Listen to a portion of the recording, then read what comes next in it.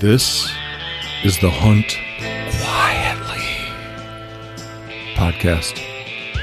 I'm Matt Ranella.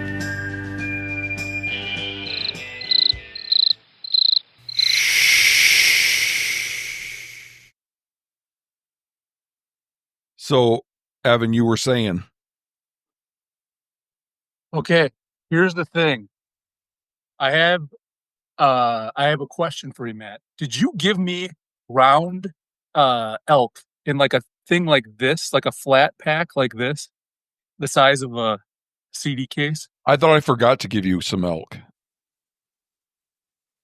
So I was digging in my freezer and I had one in there and it just said elk on it, and I have But it no idea was, how else I would have how gotten it. thick was it?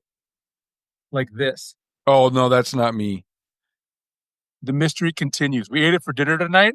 It was good. It said elk 22 on it. It was delicious. But I have no idea who else gave it to me because I've never killed an elk. I don't have elk. Yeah, I don't have any elk from. Oh, I did shoot an elk in 22. I don't know. Maybe it's just I usually cut my what I'm going to make into steaks. I cut into big chunks because then they're easier to freeze, Right. And then I just cut them into steaks, right before I cook them.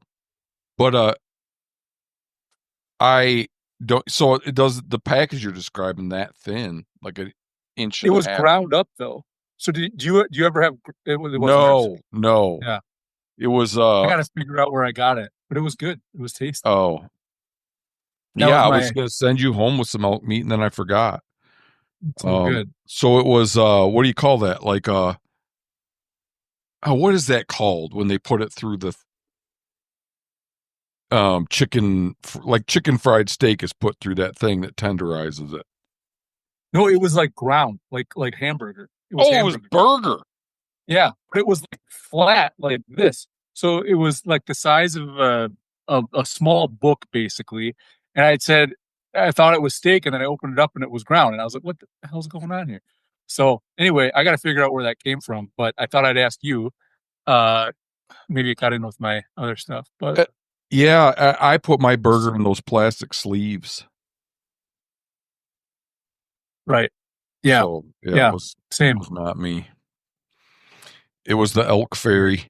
The elk fairy brought it to you. Well, it was delicious. I told my kid that you shot it though, and he was impressed. So if he ever asked, you have a fan now. Well, if you come out bear hunting this spring, we still got to talk about that. I'll send you home with some elk. Sweet. Are you still thinking about doing that? Hell yeah, that was great. We'll talk to Atlas and get that together. So Nick, how you been? How was your holiday? Holiday was good. This was maybe the first year in a while that we didn't go like anywhere. We pretty much stayed around home. We had some family come visit us here, but it was pretty relaxing. This last week though, my kid got sick. My wife then got sick the next day, and then I got sick the day after that. So I'm I'm coming down from that, but I actually feel pretty good. Energy level, all that stuff is pretty good. I just kind of feel I just have that weird voice thing going on, but I don't really feel sick. I just still have that kind of like, residual voice congestion thing going on. But yeah, that sultry kind of raspy voice. I like it. Well, I appreciate it. Good for a podcast. Yeah, it's perfect. Yeah. Well, I have a voice for radio maybe, but definitely not a face. So no, definitely not a face for TV anyway. So so yeah, NWTF, there's so much here that I think we should try to relax, enjoy ourselves, and get through it and not be rushed. And if we end up having to do a part 2, we can do a part 2. Is that all right with you guys? Because there's just a lot to cover. And a lot of I don't know, numbers. So we just lost we just lost 15 of our 30 listeners right there. Um, uh, so yeah, I'm hoping we can kind of enter into a pact with each other, the three of us. I, I want it to be clear, you know? So if anything I say is unclear, let's intervene, please. And if I go too far, like in terms of my case that this is some of the things NWTF does is problematic, to stop me there too. And I'll do the same for you, but I want to put a premium on clarity and verifiability. You know, like Yeah, Matt, I agree with you because I was thinking the same thing about how we're going to get through this. And I don't know if you have a time limit you like to keep it at, but how we're going to get through it, all the information, and also, like you said, the key word is clarity, right? Because there's a lot potentially here, a lot to unpack, and a lot to really explain and try to make clear. yeah. So Yeah. I'm on So board and we 100%. got to try to do it in a way that's not just going to bore people. We got to be all magnanimous and clever and funny and shit Right. too, you know. Yeah. And fair too, you know. I mean, Right. we And don't need to fair. cast Yes. aspersions, We'll get, you know. yep. So it makes sense. Yes. There's enough here that we got to talk about and figure out without adding stuff we're not sure about. So Yeah. yeah. Yeah. So yeah, I'm gonna try to be. I've been like having an internal monologue with myself the last couple hours about how I'm gonna try to be try to give the benefit of the doubt a little bit where I can. It's just okay. This is a good segue into like why we got on this topic. So yeah, I just have a lot of inborn suspicion about hunting nonprofits because of things I've seen, and because of R3. I mean, I, I know we've talked about this some, but I don't know if I've ever expressed to you guys. I mean, just how much I hate R3. I just I just loathe it in my bones and in my bowels. I have I have an extra bile duct that's just full of loathing for R3. I think a it's just terrible. It's like a terrible thing. Like to want to compromise the existing hunting community's experience to me. It's just the ultimate stab in the back. Our goal at this hunting nonprofit is to make it so you are surrounded by more people. Our goal at this hunting nonprofit is to make it so it's harder for you to get a tag. And it's particularly insidious with NWTF because they're focused on a species that their own research shows is in national decline. And how you go from documenting that this species is in trouble, you might live in a place, listener, where they're doing great. I'm in Michigan right now, and there's at my mom's, and there are a hell of a lot of turkeys around here. But in places where they've been recovered for a long time, they're in perpetual free fall. They weren't, it's like they're doing well in places they've only been for a short while. Right. Matt, why is that? So like in Minnesota, they just keep where I live, they just keep spreading northwards. So like our overall turkey population increases year after year from what I understand, and the range definitely increases. So is there like a consensus on why that's happening with the places where they've been reintroduced a long time ago? Like is it just a ticking timeline till Minnesota starts seeing the same thing, or is there any idea why that's happening? Not that that's the Yeah, topic, but you know, it's like I would I wouldn't believe anybody that told me that they knew the answer because I just can't imagine. It's one of those, this is one of my favorite intellectual tricks is to go, what would one have to observe to conclude X?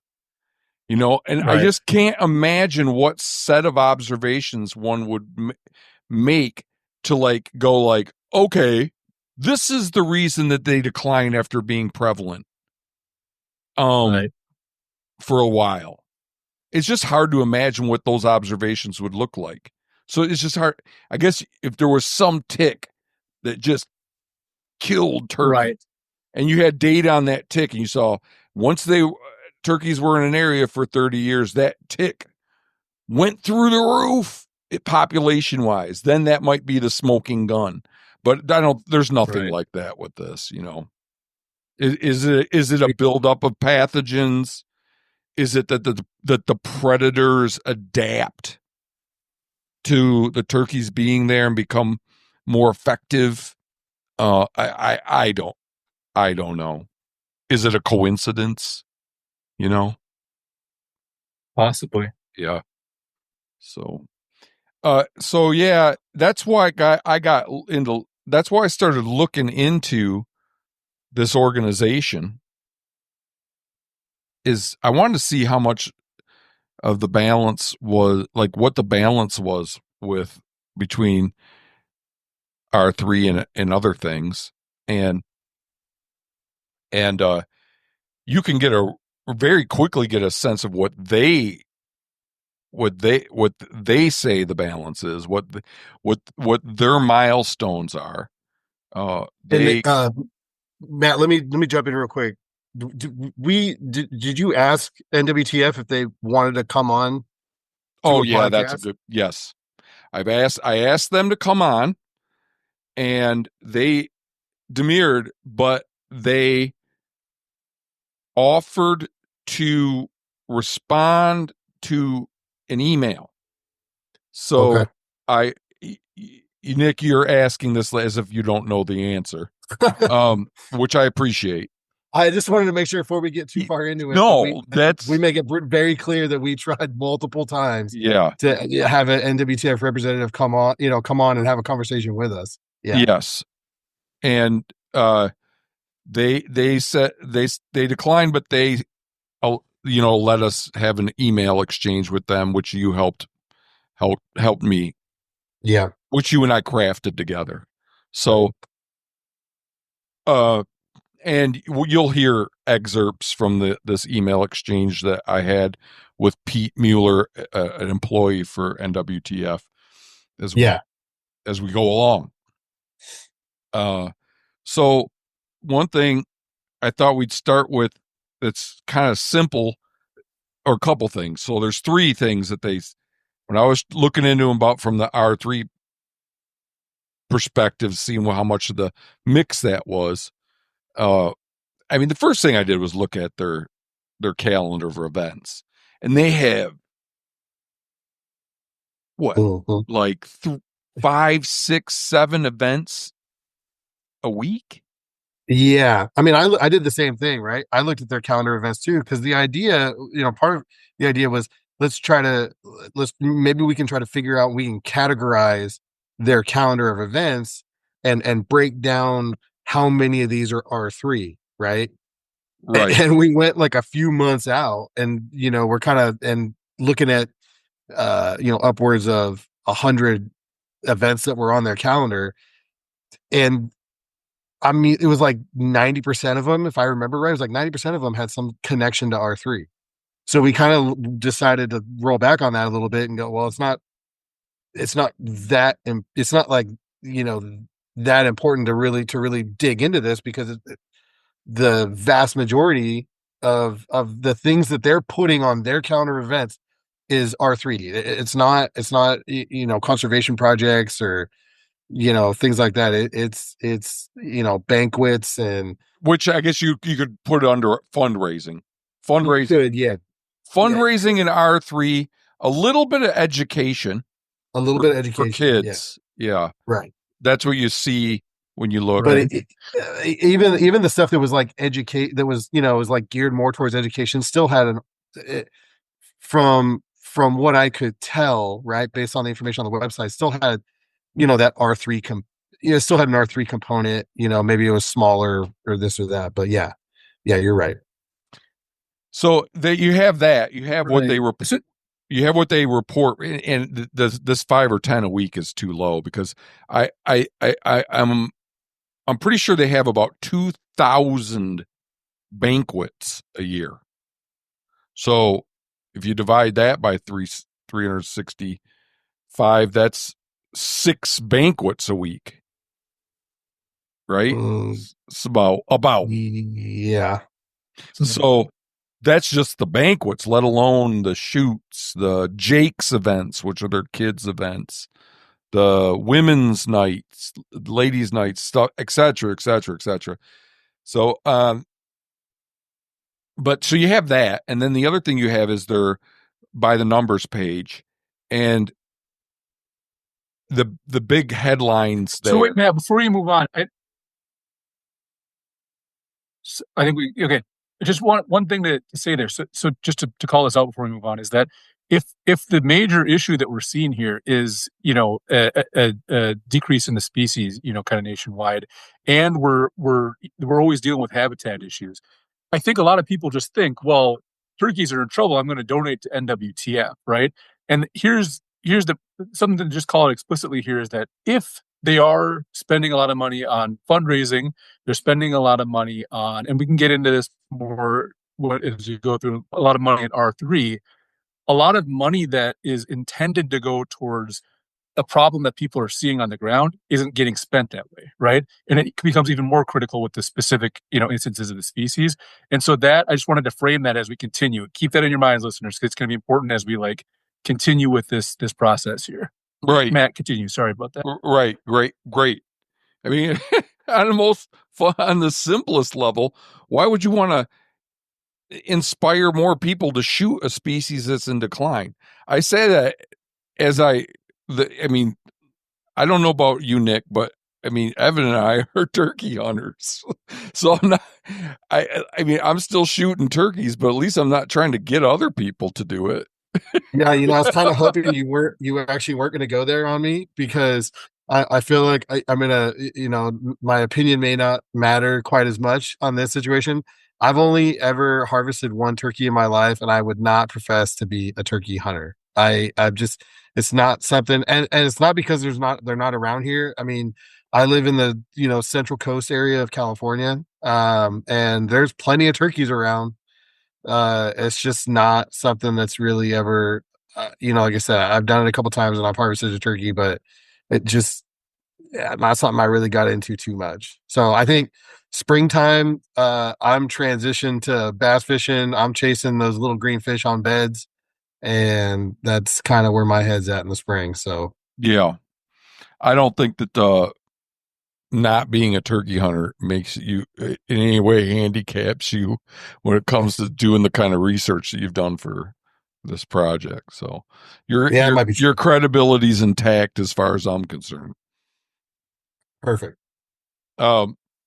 So yeah, the 3 big stats you'll find on their website is they say that they've recruited or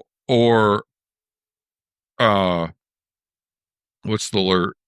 Recruited here's their exact wording. Recruited 1.5 million new or lapsed hunters in from 2012 to 2022. They have new data like the last 2 years as well, but this is like one thing that they touted. It was like a 10-year goal, and they surpassed the goal. They recruited just over 1.5 million turkey hunters in 10 years. They wanted to open up 500,000 acres of public access, and they state that they've opened up 700,000. And then I can't remember. The other thing was the amount of acres the third thing was the amount of acres they've quote unquote conserved or enhanced.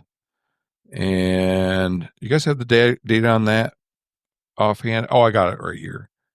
And they've conserved or enhanced 5.2 million acres between 2012 and 2022. They have, these are just like the highlights that you see when you go to their by the numbers page. There's much more data that we'll get into, and more recent than 2022 as well. So those are what they claim their big deliverables are.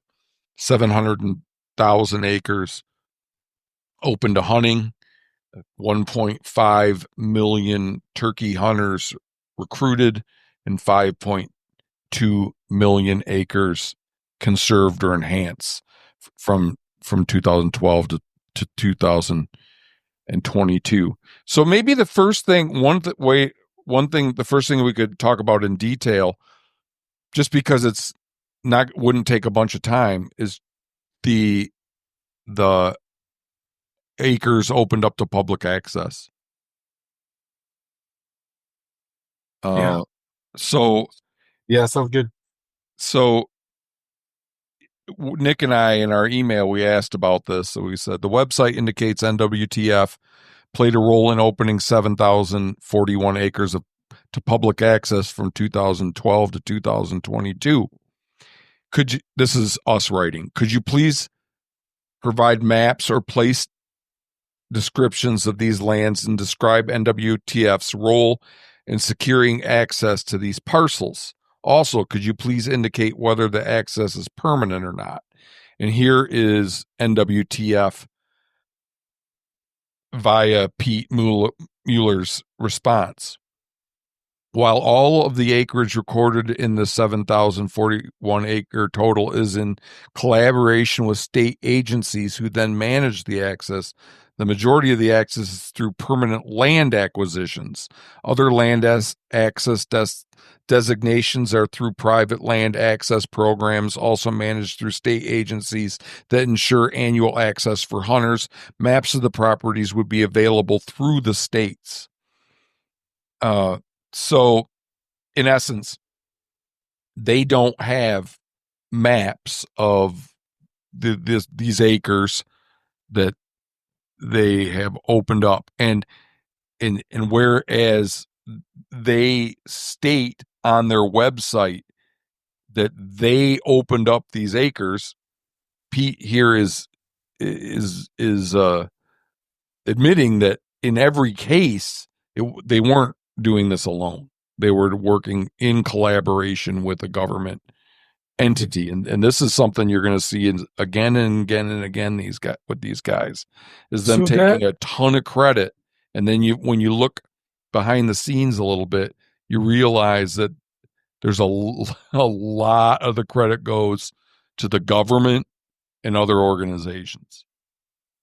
Yeah, and that is one of my biggest concerns about this right now in looking at all of this, is that my day job is that I'm a nonprofit executive and I'm a nonprofit consultant, right? So I've done a lot of governance consulting, different things like that.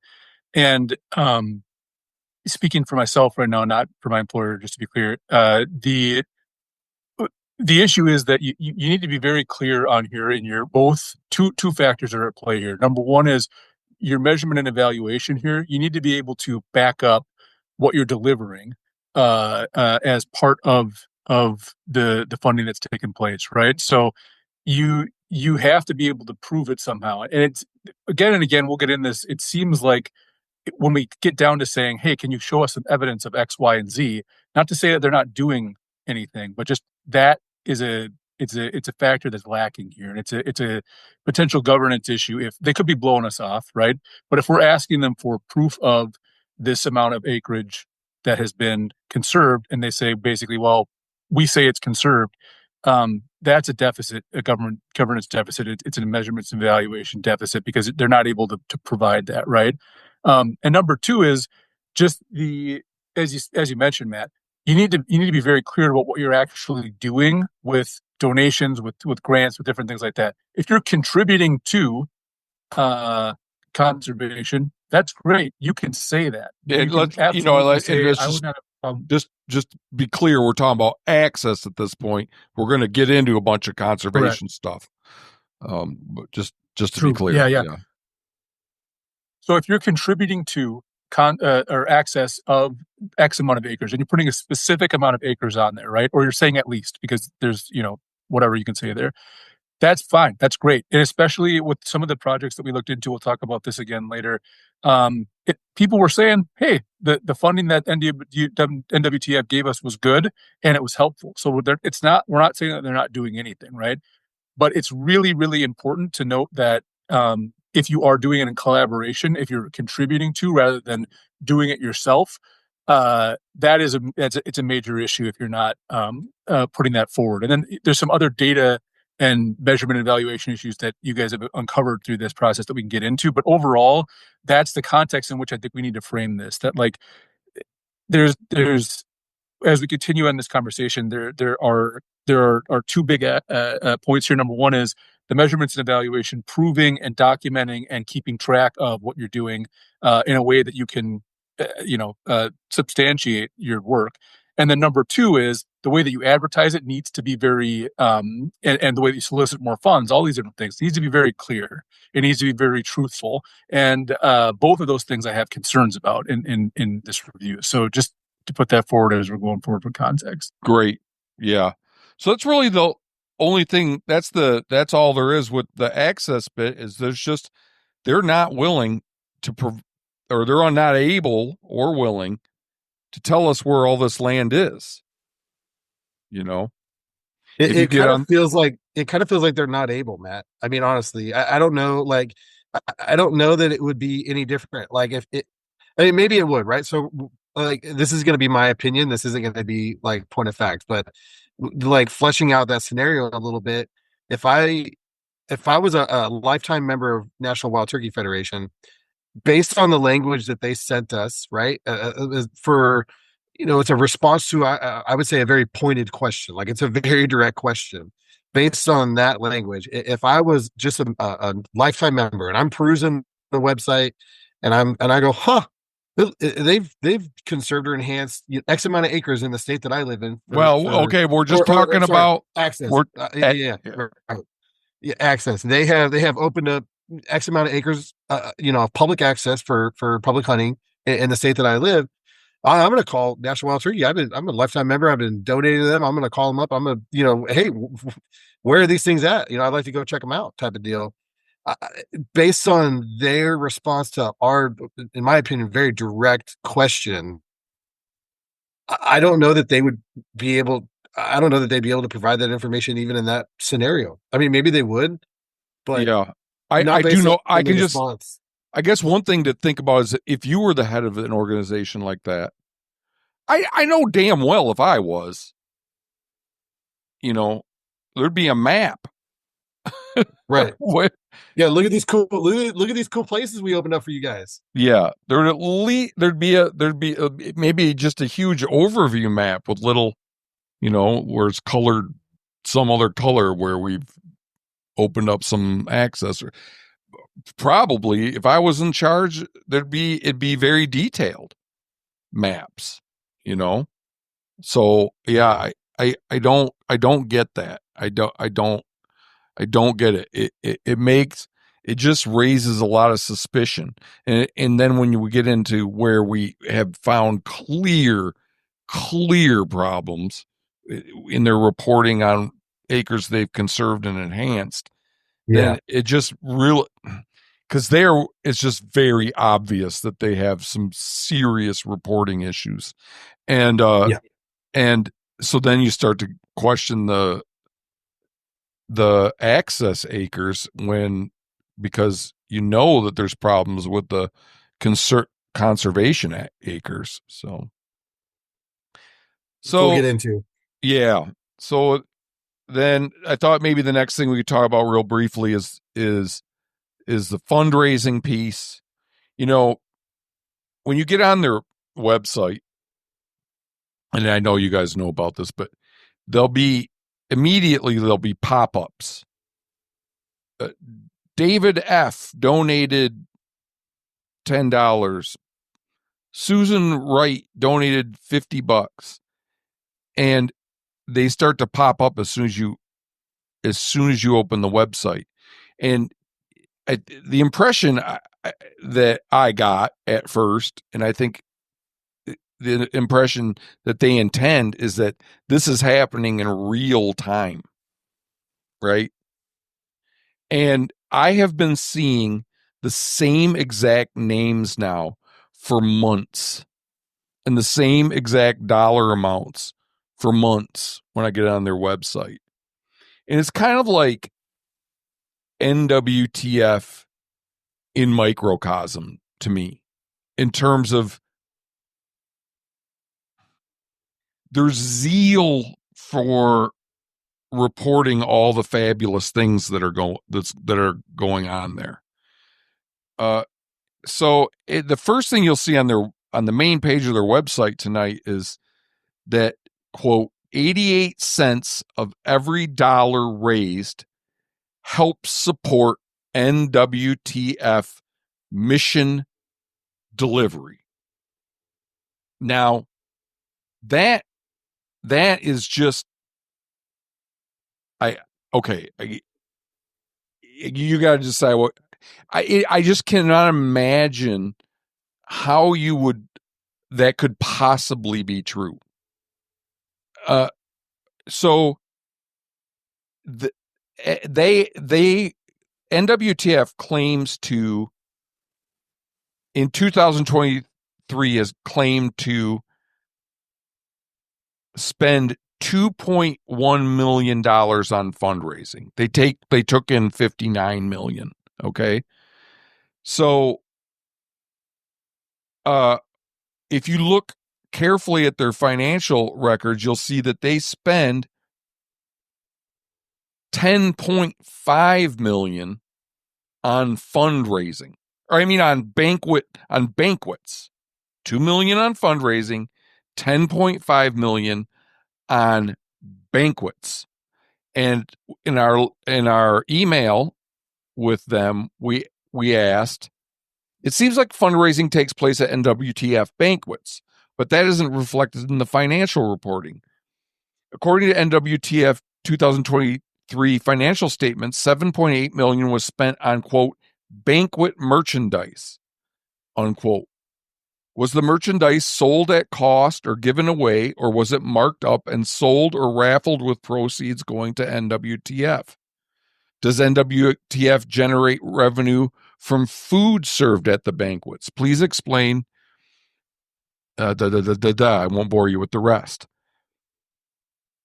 Here's their response. Merchandise is auctioned off or raffled at events, and the proceeds net of cost are included in banquet revenue. Banquet tickets are priced to cover the cost of 1-year membership plus event costs, such as catering and venue rental. The majority of banquet revenue is generated from merchandise, auctions, and raffles. So whereas they say they spend $2 million on fundraising, they spend $10.5 million on the banquets, and the banquets, pure and simple, are fundraising. Leaving out this $10.5 million, I keep saying, is like you're telling somebody how much you spend on your vacation and you leave out lodging and airfare. That's right. So the thing is, there's a in nonprofit parlance, there's a bunch of concerns about overhead ratios, right? So in the way that you think about this is you have administrative expenses and you have fundraising expenses, and those are not they're not directly related to your mission, right? And so you want to make sure to be a good steward of your money, so that you're serving your mission, which is your legal obligation as a 501c3. That you're, generally speaking, you want it to be 20%, 30. There's variable kind of thoughts on the matter of how much your administrative or your non-program cost should be. But those two things together should always be reported and transparent. Sometimes you have years where it doesn't go well, and anyway, it's there so that people can evaluate whether they should donate or not in the grand scheme of things, and keep you accountable, right? And so the big issue here is this seems to be legal. To be clear, we're not. from what I can tell, this is completely legal to put it this way, according to IRS rules, which dumbfounds me because, like, at every place that I ever worked, nonprofits have to have an audit every year. They would not allow this. But the issue here is that they are reporting the banquet expenses as program expenses, right? Which is it's a masking potentially of this fundraising expense. Again, perfectly legal, but you're not getting the full picture if you're looking at it from the outside.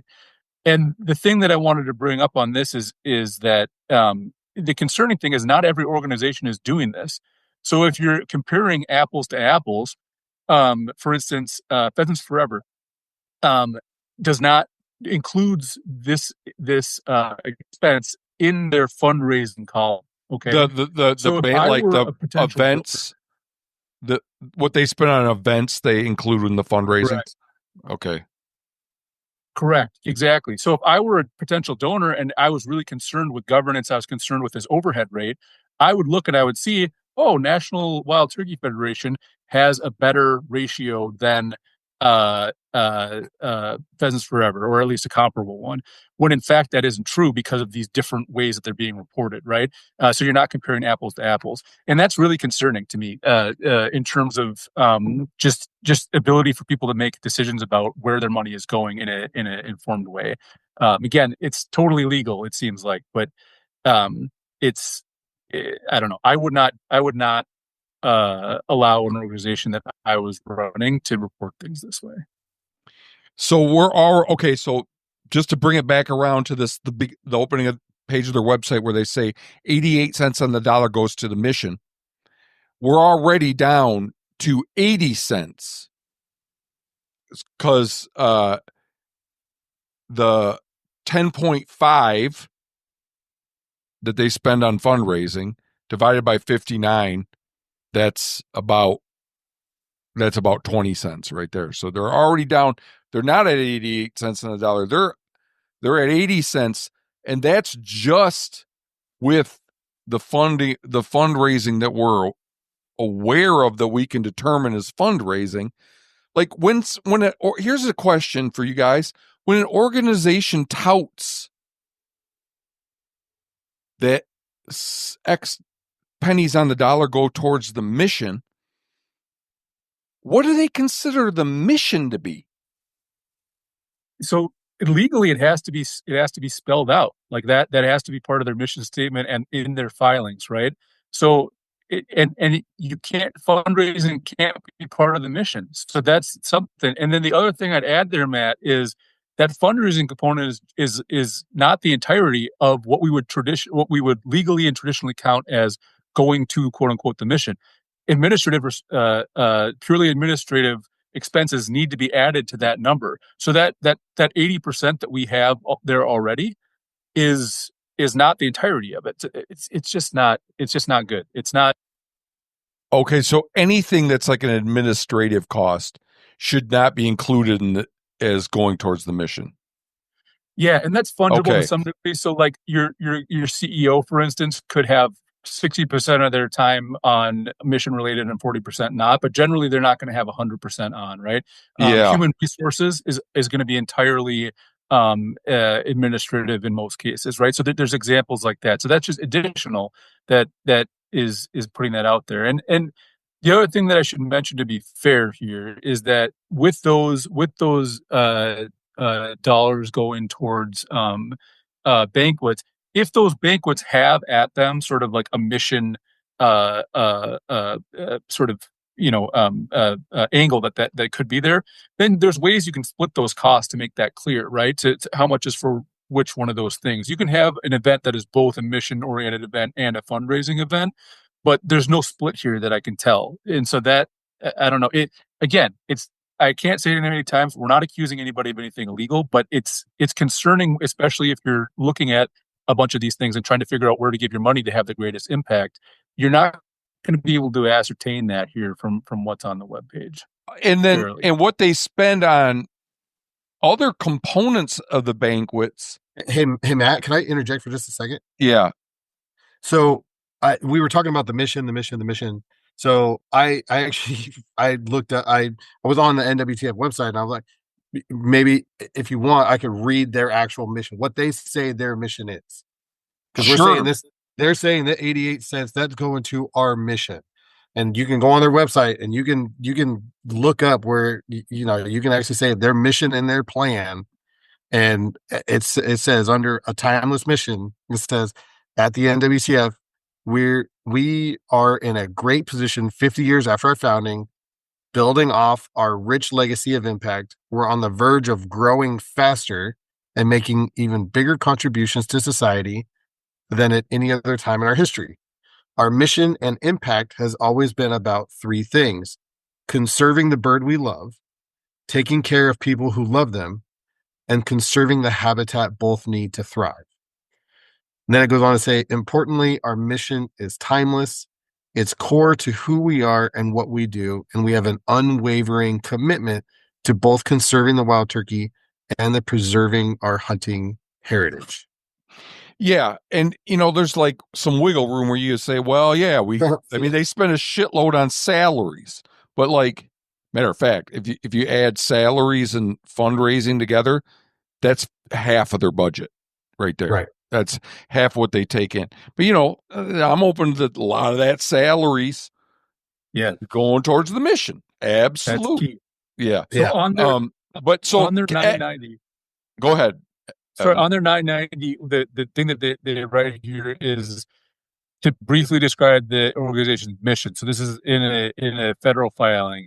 The National Wild Turkey Federation is dedicated to the conservation of wild turkey and the preservation of our hunting heritage.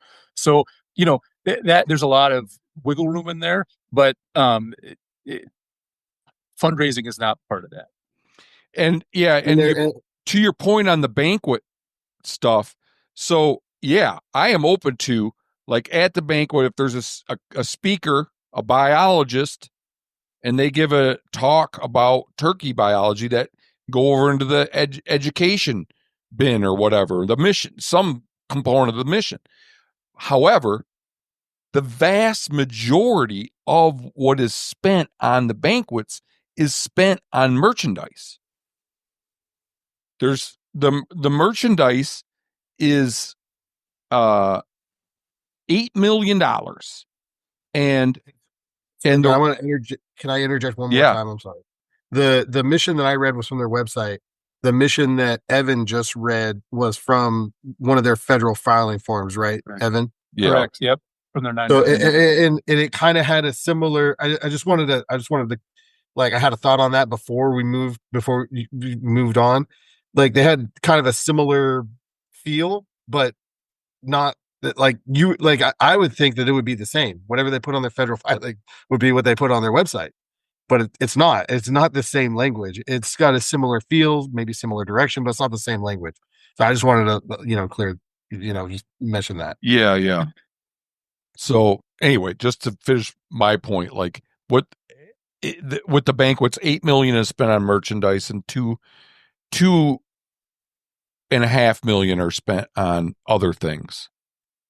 Banquet incentives, whatever those are, banquet support, whatever that is, and super fund banquet percentage. I think, like, they have this super fund. Maybe that they takes that a lot of money in the super fund is used for conservation projects, but apparently some of it comes out of there and is spent on the banquets.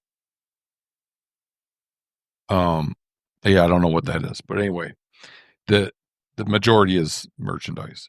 So, I don't know. Let's see here. I guess that's all my concerns about what they report with their funding. Is they way underreport by any reasonable standard what they spend on fundraising is the take home there. Any other points you guys want to make about the funding picture? Yeah, I mean, again, just to reorient to sort of like the big issue here overall is that, like, if you are a person in a state where you're getting you're a dedicated turkey hunter, you're getting crowded, you're having less turkeys in the ground, your tag allocations are going down, and you're just frustrated. I think it's natural to say, well, I'm going to donate to NWTF because they're going to fix that problem. And what we're seeing here is that, like, yes, they contribute to that in some degree to helping, but also they're bringing in 1.5 million more hunters to crowd you out, right? And then B, their money is not exactly where their mouth is here. If they're spending that much on administrative expenses and fundraising, you're contributing to an organization that substantially is a perpetual motion machine in order to keep itself in business and grow, right? And that's not the point of a nonprofit. The point of a nonprofit is to serve your mission, and they do that to some degree. But what you see there is that there's a disconnect in that understanding and what they're advertising overall, right? If you knew that you were donating towards, well, they're going to raise a bunch of money in these banquets and they're going to do a bunch of R3, and that's what you were passionate about, that's great. There's no problem there, right? But if you're donating because you want to see these other things, access, conservation, etc., I'm not seeing a ton of that here, or to the degree that I am, it's less impactful than is being reported. And so I'm just concerned. Like, I was an NWTF member for years, and I feel kind of taken advantage of here almost. Like, it's again, nothing is going on here is illegal, but it's not oriented with the way that it's being presented very well, and it's not achieving the goals that you would expect to achieve necessarily by going on their website, at least not to the degree that you would expect. So I don't know. That's just Yeah, you broke up there a little bit at the end, but it might have been, but yeah, I agree with all of that. And so yeah, Nick, do you have anything more you want to say about the funding reporting, the financial reporting? Not necessarily on, well, I mean, maybe on the financial reporting, although, because I was looking at their financial reporting from 2023, and that's what all these numbers are from. All these numbers are from that. Yeah. And you can go on there, and on that's an important point right there, folks. You can see these documents. They're not difficult to digest. You type in NWTF financials, boom, you're looking at them in 20 seconds. Yeah. And I'm looking at the 2023 ones. I don't know if they've posted 2024 or not. I have the 2023 ones already saved. Yeah, they have not posted 2024 yet. Okay. Yeah, that's normal. And but the stats that we're talking about, all the numbers we're talking about right now, are on page 6 of that document. It's all there for you to see. But what's interesting is if you look on page 5, you can there's a section under expenses for conservation activities for 2023, and it's like 19.5 million. So you can actually see what they spent on conservation activities. You can see what they spent on program services, general program services. They spent a little over 23 million on. So you, like Matt said, I mean, we encourage you, go take a look at this stuff for yourself and see, look at what they're spending money on, and and make an informed decision about, if you really want to support nonprofits, make an informed decision on which ones you want to support. Right. So yeah, it's just the reason I like page 6 a lot more than page 5 is because I don't know what they mean when they say conservation activities. Maybe they mean R3, because it's like we're growing the conservation community, and they don't say what they spent on R3 and there, but page 6 at least, it's just a little more transparent. It's some of it's concrete, like we spent this on buying shit to auction off or raffle off at the banquets. I mean, for the banquets, yeah, or but like salaries, or but. Right. But like on page 6, so I'm looking at it right now. I'm there. There's nowhere where it says like this conservation activities. So on page 5, it says conservation activities. We spent 19,500,000.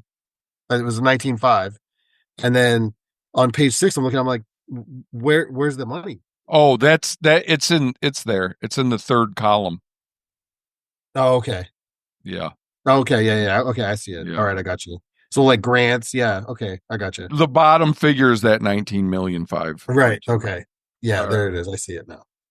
Okay. So what I have written down in my notes for this episode, the only remaining topic, and it's a big one, the biggest one, is the research we did to look into their reporting about what they've achieved in terms of conserving and enhancing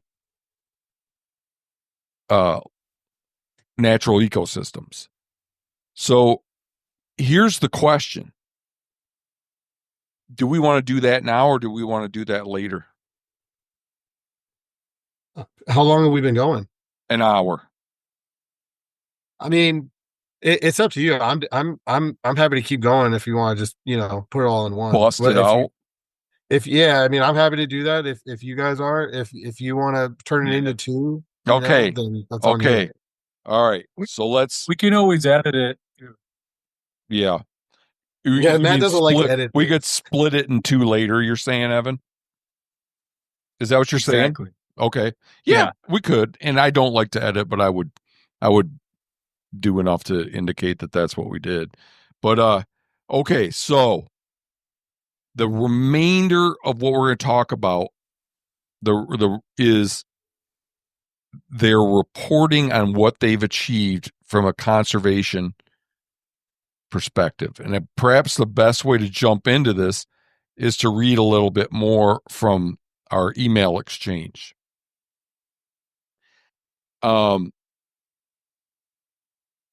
We write in the by the numbers section of the website, a number of large conservation projects are listed under multiple states. For example, this project, and then I give the details on a 64,000-acre project. And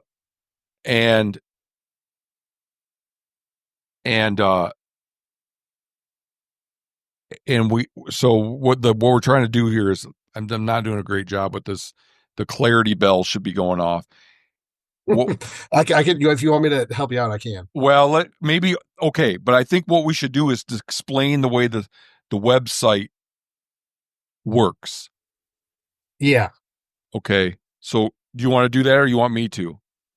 You know what? Why don't you go for it? And if I feel like I need to jump in, I'll jump in because Okay. I think I don't know how much research you did on this, but I spent quite a bit of time in Yes, the website. I know you doing did. this Yeah. stuff. So, but yeah, go for it, and then I'll jump in if I feel like I need to. If I need to. Yeah. Okay. So their website on the by the numbers page where they give all their stats on conserved and enhanced acres. Every state has its own tab, okay? And you can look at every project there'll be a description of. And Nick started to notice that individual projects were showing up under multiple states, repeated under multiple states. You want to talk a little bit about that, Nick? Yeah. Yep. So this one that we actually sent, to NWTF for this question. I'm not going to go into the whole thing, but I want to give the name of it just so if in case people want to go try to find it and take a look at what it is. The name of the project was NWTF Miscellaneous Conserved / Enhanced, and then in parentheses TX, which I presume was Texas. And this so and like you said, it was reported as 64,229 acres. So as I'm going through their website,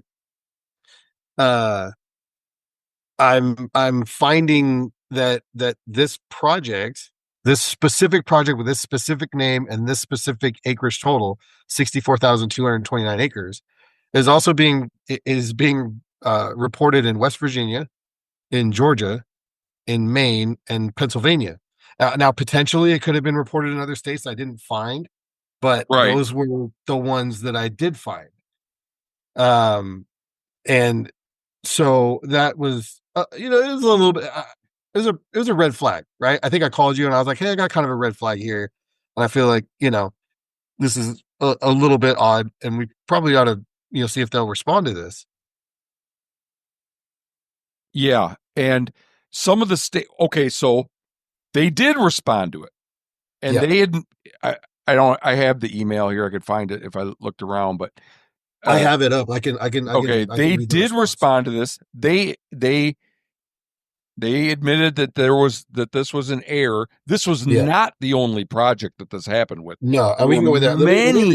Many projects were duplicated like this, and with some states it had, when they fixed this error, it had a dramatic impact on the number of acres in the state. You were telling me, Nick, with one state, Eastern state, it went from 60,000 acres down to 300 acres. No, it was Maine. They went from 60,000 acres to 3 acres for that one project. No, and I think when I called you and I told you, because so let me back up for just a second, right? And then for the sake of clarity, I have the response from NWTF, right? Because we sent them, and the last part of our the last part of our question here on this particular issue was, do projects like this contribute 64,229 acres total, or four times the 64,229 acres, once for each state where they're listed, right? Once for each state, or is it just once? And their response was, we did find a reporting issue in the way the website pulled records from our internal database. The total of 64,229 acres was from all miscellaneous projects across all the states. It should not have been showing as it previously was reported on the website, but should be fixed as of now, working with our IT team. The total reported acreage for conservation work is not calculated from the website, so only the total of 64,229 is reported once in overall totals for the organization. So kind of a little bit to unpack there. Basically what they're saying is that what they're showing on the website, the totals that they were showing on the website, wasn't their actual overall totals for the organization, right?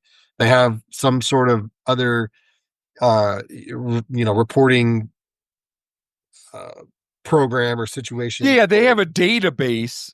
And then they report summaries from the database on the website. So, but the funny thing, right, is if that's the case, you got your actual reporting that you use for your organization, that's like your internal reporting database or program, and then you got your website one. I think that there's I don't I think there's roughly like 40 employees, maybe 60 employees or something like that, maybe more, that work at NWTF headquarters. I would think that like somebody would see the difference one day and go, huh, that's a great point. That's the website, it doesn't match what we actually know the numbers are. And like, this is a $59 million a year outfit. I challenge anyone to go to huntersforaccess.org, our nonprofit, or huntquietly.org, and find a single error on the website. And another thing that pisses me off, I'm trying to stay balanced and fair here, is why are all the mistakes always in the, like, everything makes them look better than they are. Yeah, right. It's not like, oh, we forgot. We forgot that we put this in fundraising, this dollar amount in fundraising, but it actually belonged over in conservation. It's always the other way. Stuff's always making them look better than they really are. And there's a whole other component to this that we got to get to, with this misreporting on the website. Okay, so they fixed all this, right? Yeah. There's a whole bunch that we're going to describe in a minute where you can go and look at it for yourself, and right now it's wrong. Yeah, and I want to before we move on from this project, I want to kind of like stay on it for a minute to really dig into the actual impact. That we're talking about this one, so we might as well use this as the golden child example of the impact of this, and like the sort of, I hate to use like the word too loosely, but like this the dishonesty of their their forward facing website, the website that faces the public. So we talked about the 64,229 acres. Now, I found that project. So after the fact, I'm looking at my notes here. After you sent that, that email and they responded, I went back on the website and I went into every state to see where that particular project, occurred.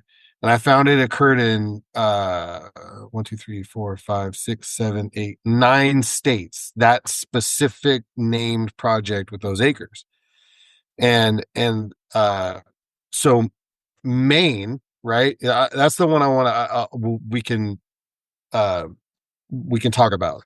So prior to our email, and them acknowledging that there was the mistake in the website reporting numbers and how it showed the numbers to whoever would go on and see. Maine would have showed that for this specific project, formally showed this specific project in Maine conserved or enhanced 64,229 acres. Okay. So after they corrected that issue on the website, the specific project in Maine, the total was changed from that 64,229 acres to 3 total acres. Conversely, so like, and adding on to that, if you go on the website right now, you can see how many acres they're showing as conserved or enhanced, right? So I think when I did this the last time, I looked at it and Maine was showing like a total of 61 or 70. Oh, I thought you said the total was now 3. It's 3, but that's for that one project. But they broke up the project and put 3 of the acres in Maine. Right. So if you go, so before that, when if you went to Maine's page and their by the numbers page and you were looking at the conserved or enhanced total, before it would have said 64,000, XXX.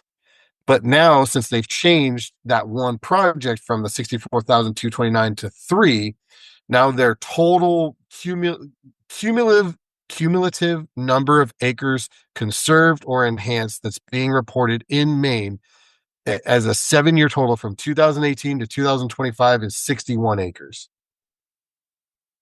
Okay. That's over all the projects that they've done in that 7 years. Now, the reason why I got it. Go ahead.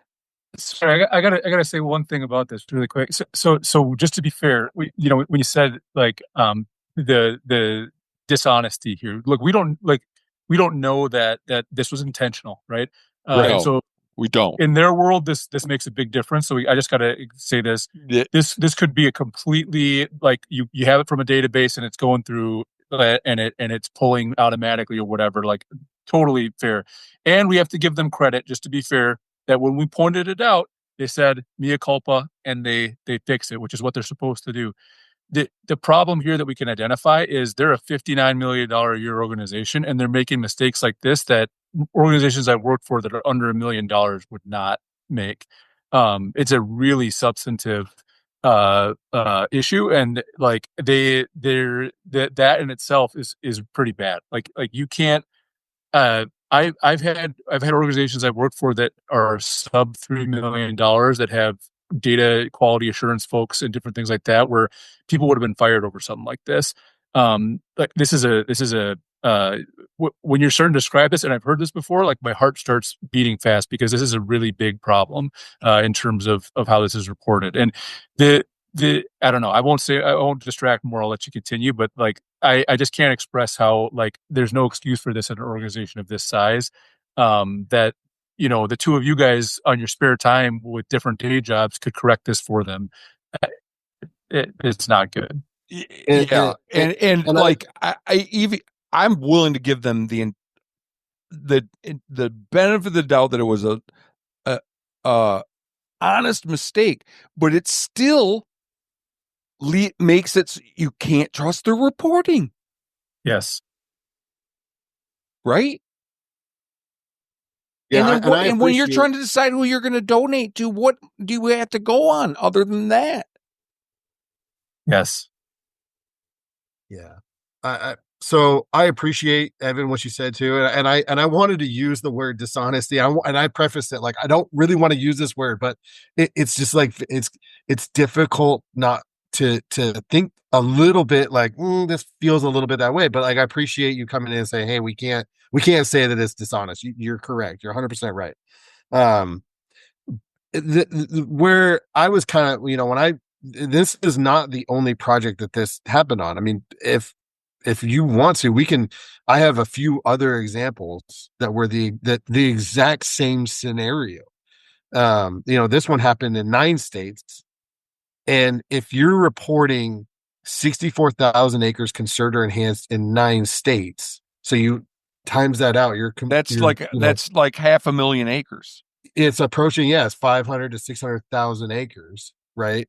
But think about it like on a much more personal, like micro level. I'm a guy that lives in Maine, and I like to turkey hunt. And I think, maybe I think that, well, the numbers seem to be a little bit lower. I wonder if there's anything I can do. I know about National Wild Turkey Federation. I go on their website. I go, oh, they have this cool by the numbers page doing this thing.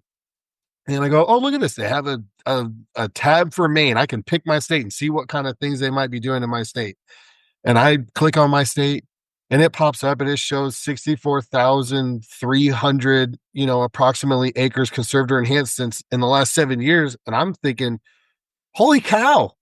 Like the NWTF is kicking ass in my state, and I didn't even know it. I'm gonna sign up. I'm gonna, give them a bunch of money because they're doing the thing. They're getting it done out here for me because I like to turkey hunt.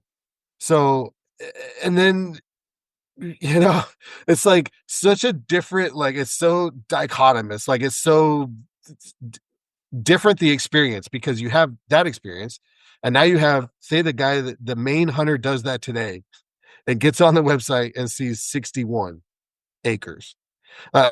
64,000 plus acres just hits different. It's gonna, you know what I mean? So it's just it. How much total was this correction, Nick? It would have been 440.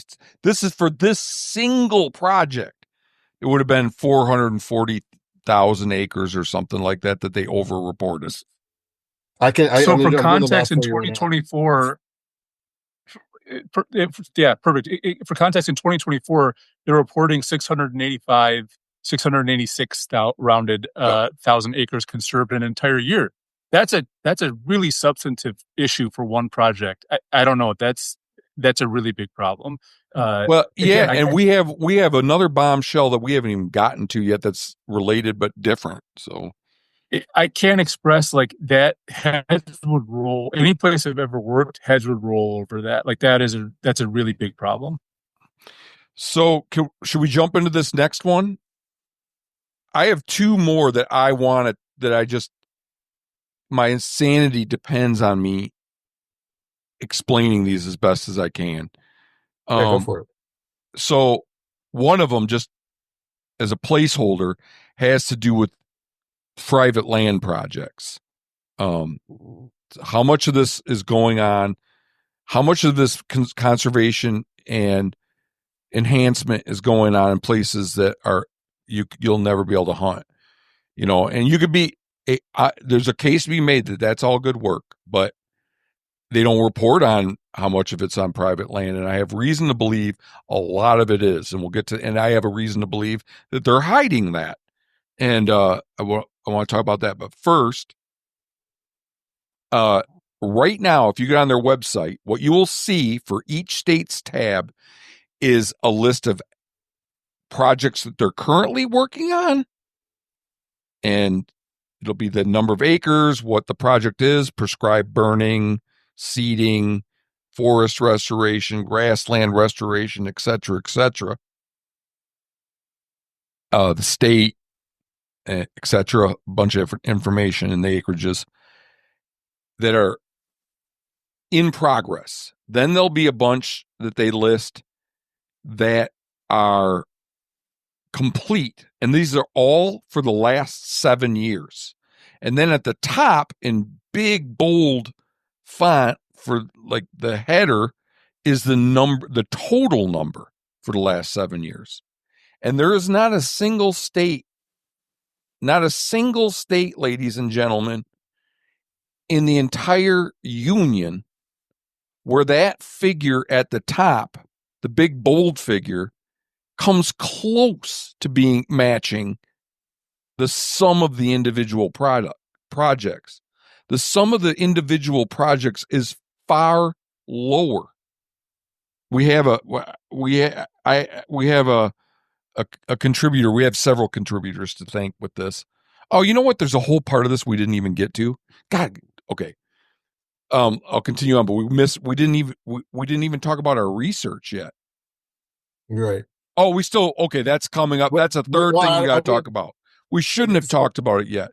So when I say research, is we called partner organizations of NWTF and asked about NWTF's role. So we're going to get to that too. So we got three things. You got excited. You got excited about the private land stuff, and I'm not sure. I'm not sure if we were done with the numbers stuff, unless you were. I don't know. No, we got okay. So just to wrap this piece up, that anybody can go look right now. Anybody can go look at some states tab, sum up the total acres for the individual projects. It will be way, way lower than what's listed at the top in the header as the total. So if you look at, if you add up the top header values, it is 4,260,000 some thousand acres. And if you add up all the individual entries for all the states, it's 700,000. So depending on what you believe, which is incorrect and which is correct, I tend to believe that the detailed information is correct and the total is what's wrong. They are over-reporting conserved and enhanced acres over the last 7 years by 83%. Yeah. The detailed data says they've conserved and enhanced 7,000 acres.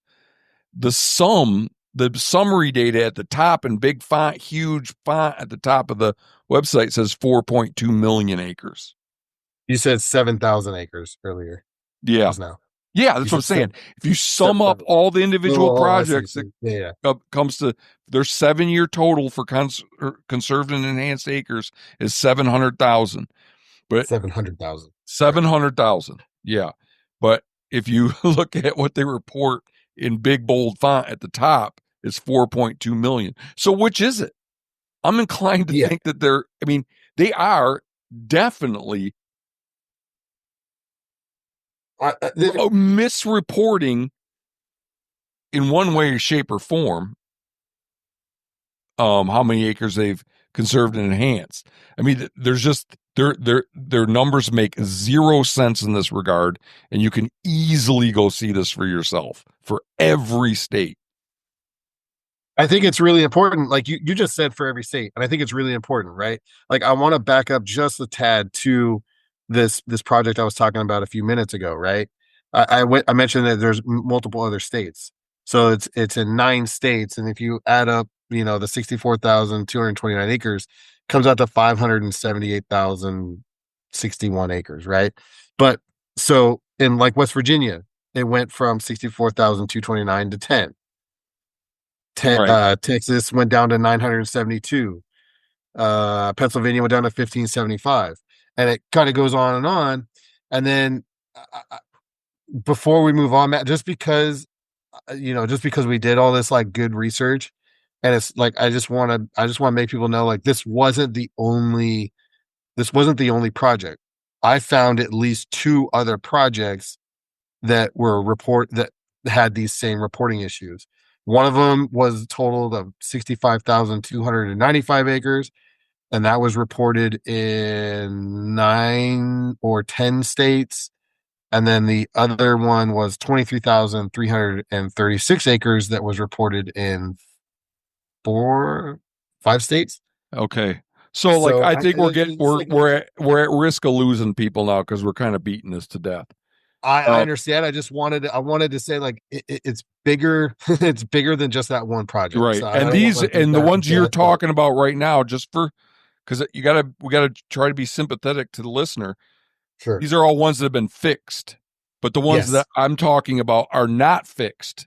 Right. This is the discrepancy between the 700,000 acres and the 4.3 million acres still exists right now on the website and is easily verified by anybody with a calculator.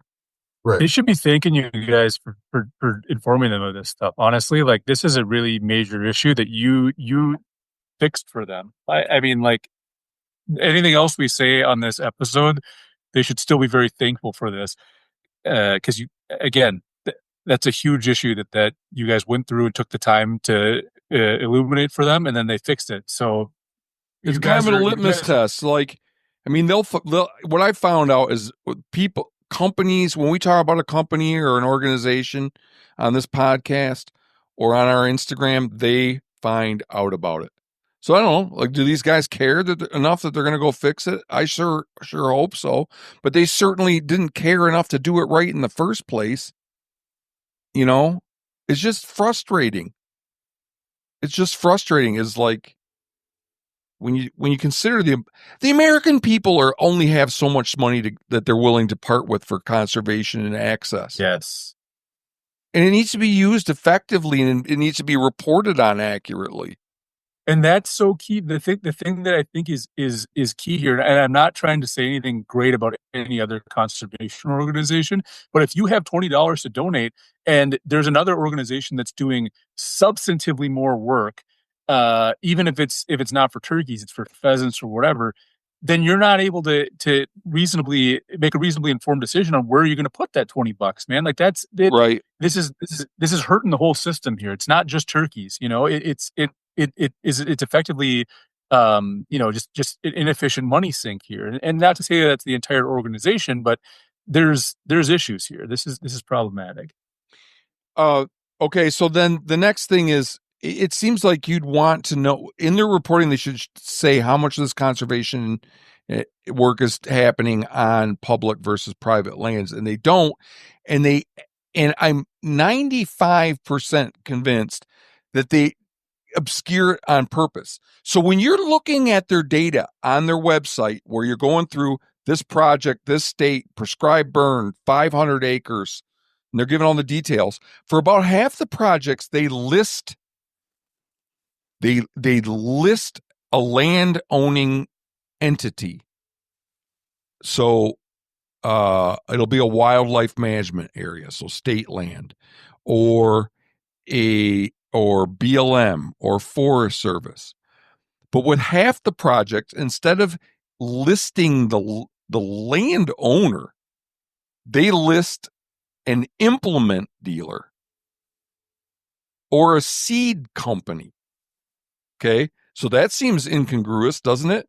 Like, wait, I thought this column was devoted to where we list like the property, like the such and such national forest. But then it switches to Bob's Seed Company or such and such implement rental. And the only thing the only thing that I can think of with that is those are private land projects. I asked them and they wouldn't answer. So I sent a follow-up email about a month ago and asked them, why do half the projects list a company? So when they're doing that, it's because they bought seed. That they bought seed for a project, okay? Or they rented a tractor for a conservation project. Now, they never write an implement dealer or or anything like that when they're doing it on National Forest, but they never have an entry that says Jim Smith's Ranch or Bob Jones's farm. It's either the name of a public land parcel or a company that they did business with. And like I say, I asked them and they didn't even respond. So I'm pretty confident that a lot of those acres represent private land projects. Am I being overly suspicious there, or what do you guys think? If they're not answering the question, we just don't have enough data to say otherwise, right? It's very confusing, and yeah, I don't know. I just, in my mind, it's like, I know it's like, I'm not really conspiratorially minded, but it's just the only thing that makes sense is they're like, yeah, we're not going to write the Crossbuck Ranch. That's not going to look good for us. We'll write the company that we rented the tractor from. So,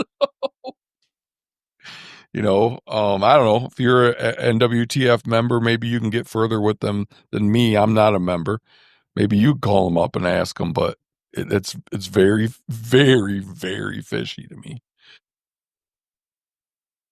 Perhaps that's the thing that's ticks me off the most is that part right there. Okay.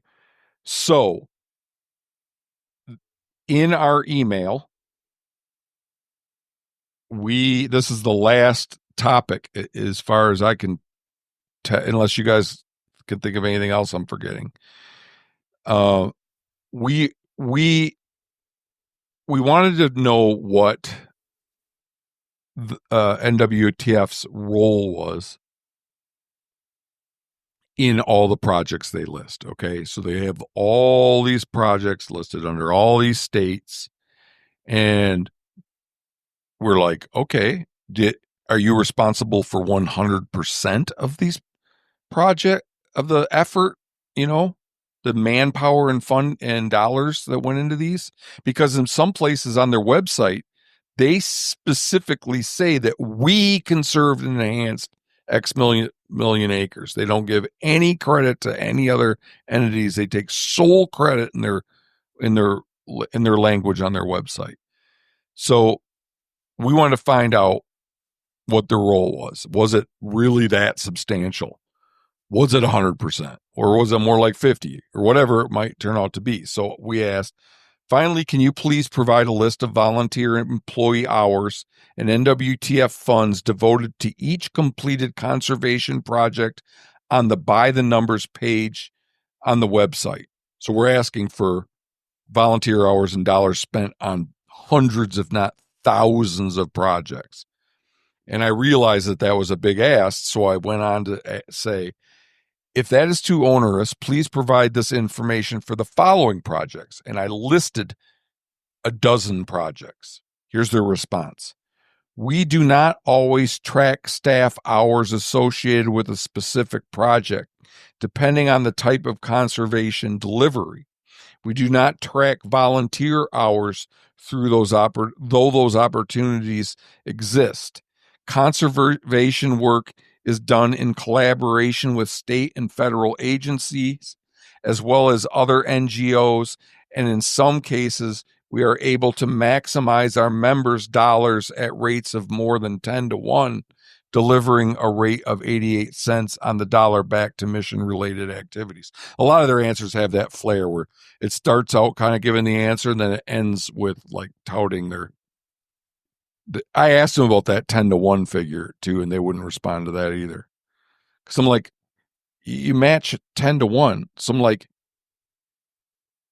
how does that work? And near as I can tell, what they're doing there is they're saying that when they give out money, it gets matched by PR dollars, and so they want to count that as well, which doesn't make any sense to me. It's like PR dollars are always all spent. It's not like they're increasing the amount of PR dollars there are. Right. No, and if they require a 10-to-1 match in order to fund a project, that's not the same as raising that 10-to-1. It's just saying we'll contribute this much. Like we're not going to contribute for the full project. That's a different thing. Yeah, but let's not get it. If it's okay with you, let's not get off track and start talking about that. But anyway, so they declined to provide data on volunteer staff and staff hours and money expended on any of their projects. So we took it on ourselves to see what we could find out by contacting their partner organizations. Like we say, in a lot of cases, about half the cases, they list a national forest or a wildlife management area. So we picked at random 20 projects and assigned this. I want to give a thanks to everybody that worked on this. Nick and Evan worked on this. They made a lot of the calls. Our collaborator Thomas Doyle, David Fontenot, and Chris Brewer, all these guys are great collaborators on Things Hunt Quietly. They too signed up to call and investigate on some of these projects. And, luckily, the projects that we got the best information for were Nick and Evan are with us tonight. So I'm going to let them talk about what they found when they made these phone calls. But just before we get to what they learned, I'll say of these 20 projects, none of the projects, no one ever got back to us, despite repeated efforts of calling this Forest Service office or that Fish and Game office or what have you. 3 of the projects, the people that we reached out to had no knowledge of the project. So you can interpret that however you will. And then with the remaining 8 projects, we were able to get somebody on the phone and ask some questions. So we'll just go through these real briefly and let you know what we found. So the first one that I have written down here, Nick, is this 27,135 acre forest restoration in Florida. Could you tell us on state land? Could you tell us what you learned there? Yeah.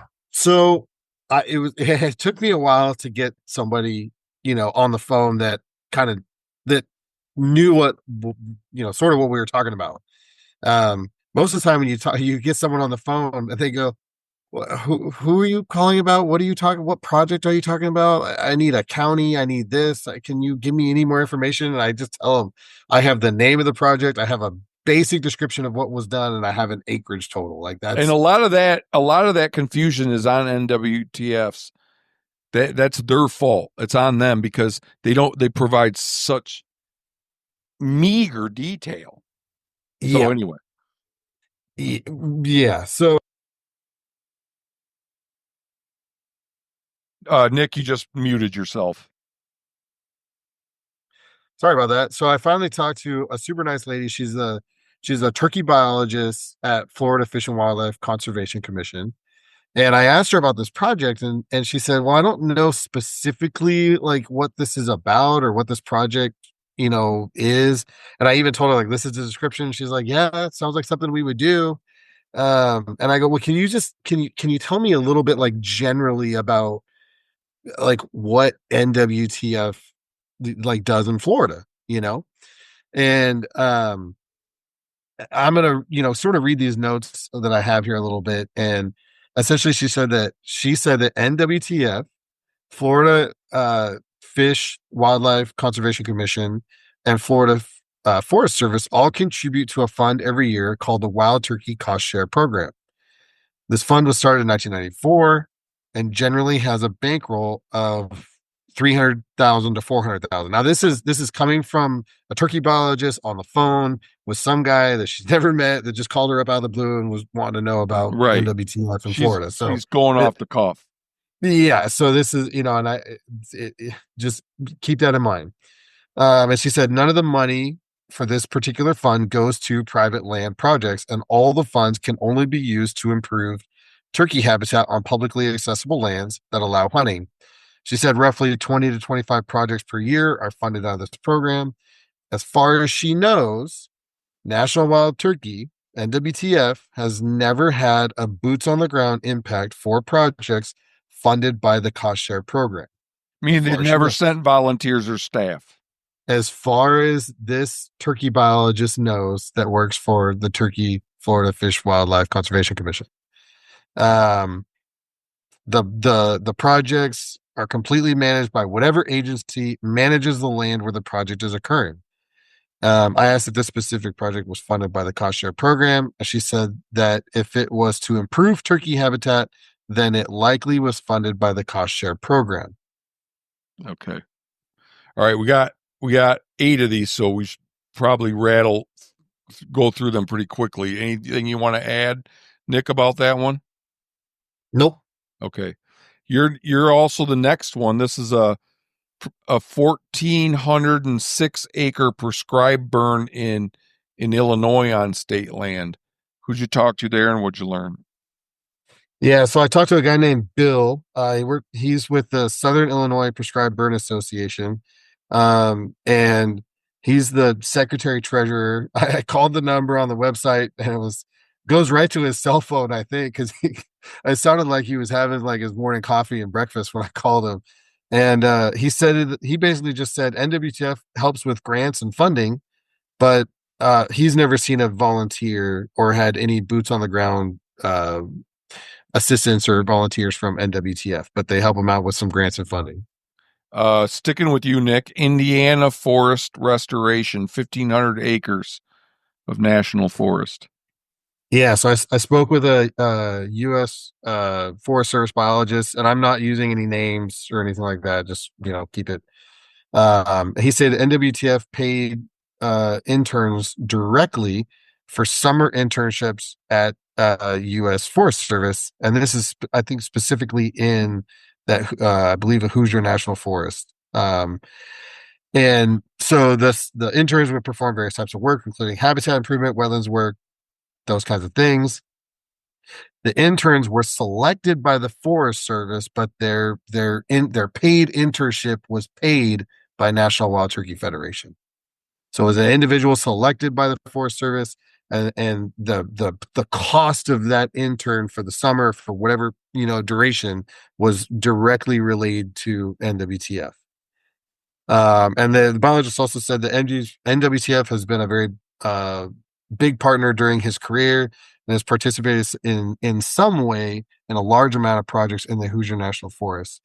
He said NWTF has contributed with funding, boots on the ground work, administrative work, contracts with third parties, and obviously, these internships. He said he did add that they haven't been able to do an internship for the last 3 or 4 years, but he partners with NWTF at least once or twice a year for various projects. Bam! Go NWTF. Bam. There, I did it. I gave praise. And I think it's warranted, right? I think it's, I mean, especially in this case, and I think in the case of Florida for sure, and in the case of the Georgia thing, it's like, I think we could nitpick a lot of things, but yeah, you're right. Go NWTF. I mean, I can certainly nitpick some stuff, but I don't think I need to. The next one is David Fontenot looked into a prescribed burn, a 1,760 acre prescribed burn in Louisiana on state land. Found he learned that NWTF provided no labor or assistance, but they provided $25,000 for the project. So there you have that. Evan, the next one is you. We're getting through these, folks. We only have 4 more to go, and then we'll give our impressions, our overall view of what we think this amounts to in terms of their contribution relative to their partners' contributions. But yeah, right. Evan, 528 acres prescribed burn in Forest Service in Montana. Yeah, we might have killed a bear right on this property at one point, but yeah, yep. It's crazy. And I picked these at random. I know. Okay, so they provided direct funding for the project in the form of the grant, and then they weren't sure, but they thought about 10% of the total project budget was covered by that grant. So that 10-to-1 it kind of makes sense there to some extent. He had great things to say about NWTF as well, to be fair. So he was talking about how they provide money that they can't get elsewhere. They fund things that they can't get funding for. But when I talked about, the specifics of how much, he said, well, it's not substantive, but it's important. So again, to be fair to NWTF, the gentleman that I talked to here said that it was a good input to what he was doing. He was thankful for it. So that's good. Should I do the next one? Yeah. So Hell's Canyon Ranger District, they did a timber stand improvement project. And what they said, I talked to a gentleman who didn't have direct involvement in the project, but was aware of it. And he said that they provided funding in a grant process to complete some thinning and some other things that needed to be done. There weren't any boots on the ground. He wasn't sure of the percentage of funds. And he said the acreage that I reported to him that we got from the WTF website seems off. That the parcel may be that size, but the project area was not that size. I don't know what to make of that exactly, but that's what he reported. So yeah, I think overall in none of these that I could see did they say that it was fully funded by NWTF, right? So it's a percentage. And the important thing to note here is that should be noted when you're reporting on the acreage that's being, you either report a percentage of it. So if you provide 10%, you can provide 10% of the outcome, or you note that you're contributing to a larger project. And from what I can tell here, correct me if I'm wrong, Matt, they're not doing either one of those things. You would get the impression from the website that they were responsible for conserving or enhancing that amount of acreage as a whole. Is that right? That is not an exaggeration. That is correct. This next one, Chris Brewer looked into 1,249 acres in Tennessee on the Cherokee National Forest. It sounds like the NWTF was quite involved with that project. They didn't provide any volunteer or staff labor, but they provided quite a bit of money. And then I have here a 2,446 acre state land project in Texas. I forgot to write down what exactly the project was, but again, there was NWTF provided some funds, but no volunteer hours or staff hours.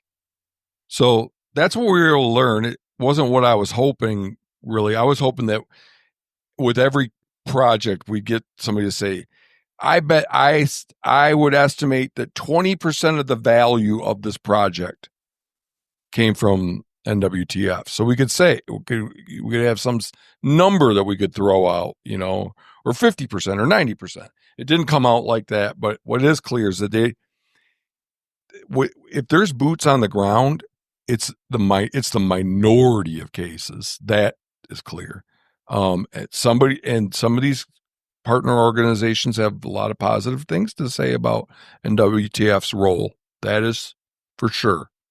But it's just the reporting is, I mean, even when you call up the agency that they partnered with, the agency doesn't even really have detailed reporting. So what do you guys take home from that exercise? Some people are very hard to get a hold of, I guess, is one take home. I'll go first, and then Evan can jump in, and he can referee me after. I was in ways I was pleasantly surprised with the conversations that I had with people about NWTF, and in other ways it kind of just it felt like it kind of pointed back to just sort of a little bit like they're not showing the whole picture. For instance, the Florida situation there's a 27,000 acre project, and that project was, if it was for Turkey, that it was funded out of this fund that NWTF contributes to with two other organizations. Right. But on the website, it's reported as we conserved or enhanced this 27,000 acres. And my argument would be yes, with partners, right? So, I mean, I don't want to be too critical or this or that, because they're ponying up and they're doing they're doing a part. But I guess to play devil's advocate, it's not their responsibility to report what their partner organizations are doing with them, right? They want to say this is what we're doing. So I don't know, Evan, what do you think about that? That might be a bad take. No, I think it is a responsibility to report what's being done. If they're functioning as a grant making organization you're giving them a lot of credit. That's good. I mean, if they're a grant making organization, they're contributing to these mission outcomes by giving money, that's great and that's good, but they need to make it clear that that's what's going on. So contributed to X amount of acres conserved. That's great. If these projects wouldn't have taken place without them, or they would have been less or something like that, great. I'm happy that they did that, and I appreciate that, and that's great. They just need to make it clear that that's what's happening here. And so I think that's where I'm at with it. It seems like lots of good work got done. I don't have any complaints about the substantive impact that they've had. I just would want them to be clear about what they're actually contributing here, and make it clear that they're not solely responsible for the projects that are being completed here. I think that'd be useful knowledge if somebody were to spend their time or money contributing to the organization. Any closing thoughts in general about the whole enterprise, the whole investigation we did? They owe you guys big. Again, you guys corrected a really substantive deficit that they were not aware of. So whatever else we say on this project, they should be very happy with your involvement here, because you solved the big problem for them. Yeah, I appreciate you saying that. Yeah, thanks, Evan. And hopefully that this one massive set of errors that still is on their website, they take care of that too. I guess in closing, what I'd say, and then Nick, I'll let you go last, but I mean, what it would take for me to be a dyed in the wool NWTF supporter would be that they'd have to be more detailed and more accurate, and exaggerate less in their reporting, and they'd have to quit with the R3 nonsense. So other than that, they do some good.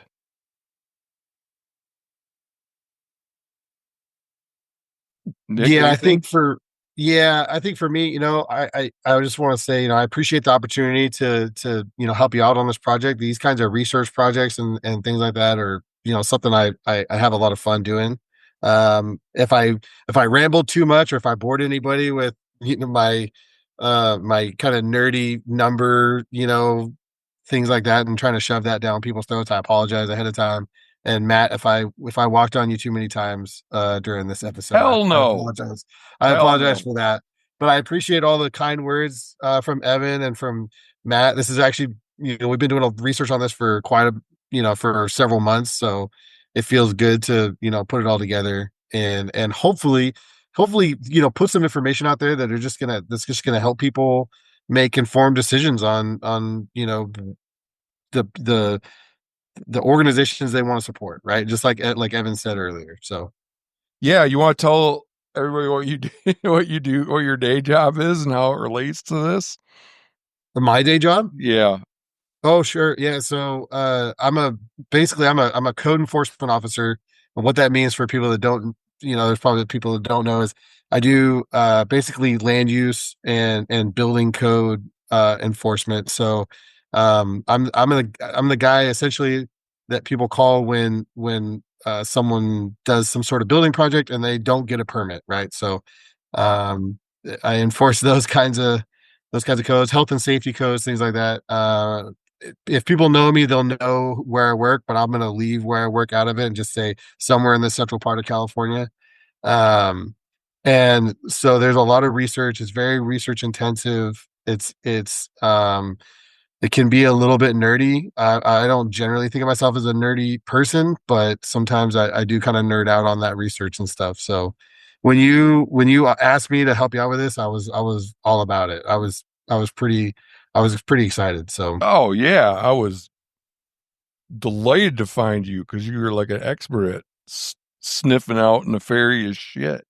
yeah, and the stuff that's like not normally nefarious, right? Like it's sort of like under the table. You got to kind of figure it out. It's very, yeah, it's kind of in the shadows. So it's good stuff. Well, I appreciate everything you did, Nick, and Evan, both of you guys. I think knowledge is power, and hopefully we shed a little light on some areas for improvement with NWTF. Yeah, thank you. Yeah. Thanks, Nick. Yeah, Thanks, Matt. appreciate it. Thanks, Evan. Thanks for keeping me on track, Evan. I appreciate it.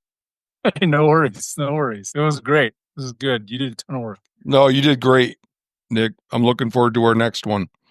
All right, sounds good. Okay, bye.